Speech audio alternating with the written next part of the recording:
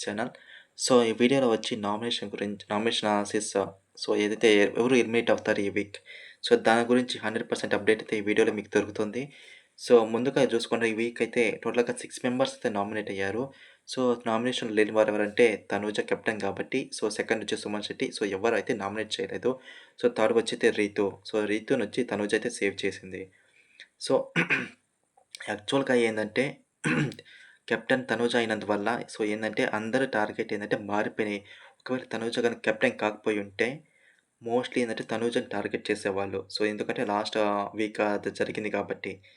So, అలాగైతే తనూజ బదులు ఏందంటే ఇక్కడ రీతుని టార్గెట్ చేసేసారు. ఎందుకంటే తను సాఫ్ట్ టార్గెట్ అయింది.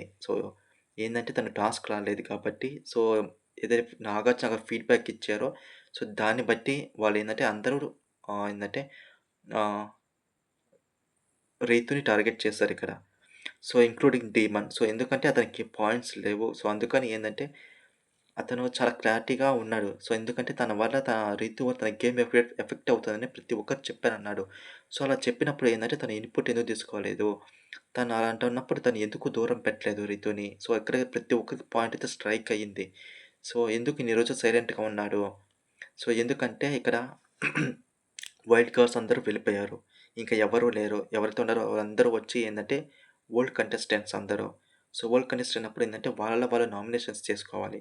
నామినేషన్ తీసుకున్నప్పుడు వీక్ దొరికిన పాయింట్ ఎవరంటే రీతు దొరికింది. అందుకని ఏందంటే ఆ వీక్ అయితే నామినేషన్ చేసేసారు రీతుని. రీతు కూడా ఏం చేసిందంటే తను ఒక మంచి గమనించి ఏందంటే దివ్య లాస్ట్ వీక్‌లో ఏందంటే నామినేషన్‌లో ఉంది కాబట్టి తను దివ్యనైతే లాగింది. ఎందుకంటే తను డేంజర్ జోన్‌లో ఉంటే నేను డేంజర్ జోన్‌లో ఉంటే తను కూడా వస్తే ఇంకా మా ఇద్దరి మధ్య తనకే తక్కువగా ఉంటది కాబట్టి తనైతే లాక్కొనొచ్చింది. రీతునైతే ఇది కావాలని చేసింది నామినేషన్ అయితే. ఇట్లాగా టోటల్‌గా 6 మెంబర్స్ నామినేట్ అయ్యారు. ఈ వీక్ ఎవరెళ్ళినా కానీ ఏందంటే మోస్ట్‌లీ ఏందంటే కళ్యాణ్. కళ్యాణ్ ఏందంటే తనుజ ఓట్లు కొంచెం పడతాయి. ఎందుకంటే ఆల్రెడీ టాప్‌లో ఉన్నాడు కాబట్టి. టాప్‌లో అతనికి ఓటింగ్ ఉంది. తనుజ ఓటింగ్ కూడా పడుతుంది కాబట్టి కళ్యాణ్ ఏందంటే ఈ వీక్ వచ్చి టాప్‌లో ఉంటాడు. సెకండ్ వచ్చి ఏందంటే ఇమ్మాన్యువల్. ఇమ్మాన్యువల్ చానా రోజుల తర్వాత చాలా వీక్స్ తర్వాత వచ్చి ఓటింగ్‌లోకొచ్చాడు. ఓటింగ్ వచ్చిన తనకి ఆ! అన్నారు గదా! ఒక మాట అన్నారు కదా! మా ఫ్యాన్స్ నిద్రపోయారని. ఓటింగ్ అయితే తక్కువ పడుతుంది. అతనైతే సెకండ్ పొజిషన్‌లో ఉన్నాడు. ఈ వీక్ నామినేషన్స్‌లో. థర్డ్ ప్లేస్ వచ్చి ఆహ్, బర్నీ గారున్నారు. ఎందుకంటే బర్నీ గారంటే ఈరోజు మీరు ఎపిసోడ్ చూసే ఉంటారు. అంటే వాళ్ళ డాటర్ వచ్చింది. తను వచ్చి మంచి మంచి ఇన్‌పుట్స్ అయితే ఇచ్చింది. దానివల్ల ఏమైందంటే తను కూడా ఒక పాయింట్ అయితే చెప్పింది. ఏందంటే మీరు తనుజ అయితే బాండింగ్ ఉందో అది చాలా పాజిటివ్‌గా ఉంది. దానివల్ల ఏందంటే తనుజ ఫ్యాన్స్ కూడా చాలా పాజిటివ్‌గా ఫీల్ అయ్యి ఏందంటే బర్నీ గారికి ఓటేస్తారు. దానివల్ల ఏందంటే అండ్ అలాగే సుమన్ శెట్టి. సుమన్ శెట్టి ఇలా నామినేషన్స్‌లో లేడు కదా! నామినేషన్స్‌లో లేడు కాబట్టి తన ఓట్స్ కూడా ఏందంటే స్ప్లిట్ అవుతాయి. కొన్ని దివ్యకి వెళ్తాయి. బట్ మోస్ట్‌లీ ఏందంటే బర్నీ గారికే వెళ్తాయి సుమన్ శెట్టి ఓట్స్. అలాగేందంటే బర్నీ గారొచ్చి థర్డ్ అంటే ఉంటారు ఈ వీక్ ఓటింగ్స్‌లో.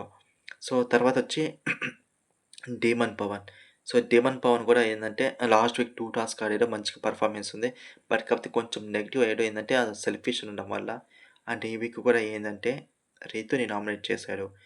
దానివల్ల కూడా ఏందంటే తను ముందే ఎందుకు నామినేట్ చేయలేదు? ఇన్ని మనసులో పెట్టుకున్నాడా? అని కూడా ప్రతి ఒక్కరైతే అనుకుంటారు.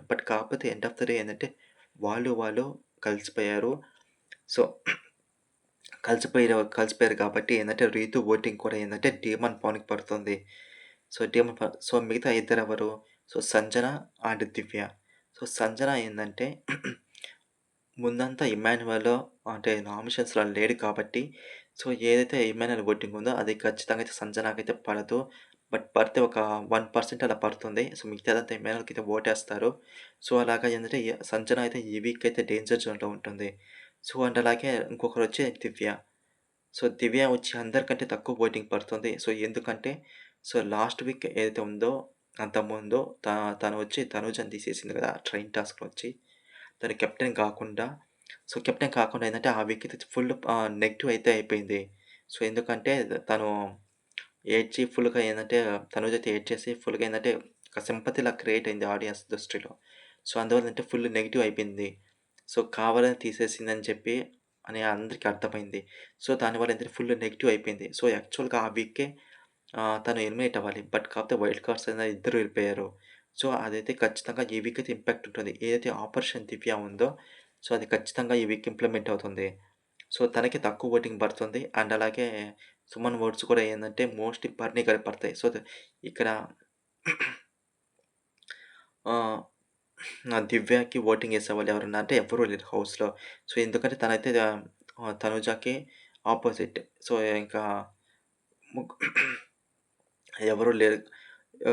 రీతు సేవ్ అయింది కాబట్టి తన ఓటింగ్ వచ్చి డీమన్‌కెళ్తుంది. సుమన్ ఓటింగ్ వచ్చి బర్నీకెళ్తుంది. తనుజ ఓటింగ్ వెళ్ళి బర్నీ గారికెళ్తుంది. సో, ఇక్కడ దివ్యకి సపోర్ట్ చేసేవాళ్ళంటే ఎవరు లేరు. సో, దానివల్ల ఏందంటే దివ్య అయితే ఈ వీక్ అయితే ఖచ్చితంగా ఎలిమినేట్ అయితే అవుతుంది. సో, చూడాలి 'బిగ్ బాస్' ఏమైనా ట్విస్ట్ ఇస్తారో, అంటే ఏమైనా నో ఎలిమినేషన్ వీక్ పెడతాడా? లేతే ఎలిమినేట్ చేస్తారో చూడాలి. ఎందుకంటే నెక్స్ట్ వీక్ వచ్చి ఎవిక్షన్ పాస్ ఉంటది. సో, దాని గురించి అయితే నెక్స్ట్ వీక్ ఉంటుంది. సో, తర్వాత వచ్చే టికెట్ టు ఫినాలే అయితే ఉంటుంది. సో, తర్వాత ఓటింగ్ అప్పీల్ అయితే ఉంటుంది. సో, తర్వాత వచ్చి గ్రాండ్ ఫినాలే ఉంటుంది. సో, ఈ అనాలిసిస్ మీకెలా నచ్చిందో కామెంట్ బాక్స్‌లో అయితే మెన్షన్ చేయండి. సో, నాకైతే ఈ వీక్ అయితే దివ్య అనేది ఖచ్చితంగా వెళ్ళిపోతుంది. సో, దివ్య వెళ్ళిపోవడం వల్ల ఏందంటే బర్నీకి ప్లస్ అవుతుంది ఇక్కడ. సో, ప్లస్ అవ్వడం వల్ల తన గేమ్ అనేది ఇంప్రూవ్ అవుతుంది.